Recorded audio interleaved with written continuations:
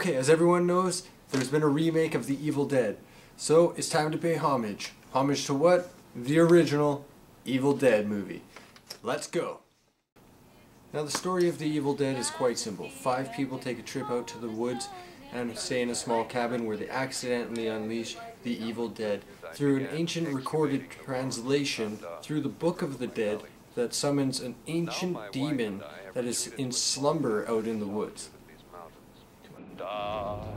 So as the movie progresses, you get to hear some more of the recordings of Dr. Hornoby, who is the discoverer of the book and the translator of the book, and the one who has put his discoveries onto the recording.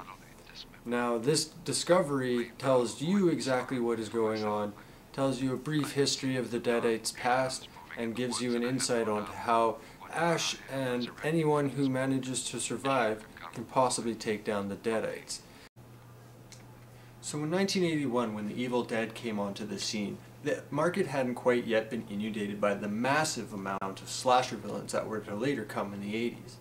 Now this alone and the low budget of the film make it one of the best movies of all time. Now the unorthodox camera angles that they were forced to use because of the low budget are the exact things that make The Evil Dead the cult classic that it is.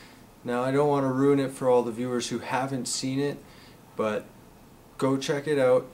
The book shows up periodically just to give you a visual aspect on what they're talking about. So with the latest remake of The Evil Dead, we decided we'd pay a little bit of homage to the original movie. After its release in 1981, the original cult following for this movie was so big, Renaissance Film decided to put a little bit more money into it, and we got Evil Dead 2, Dead by Dawn.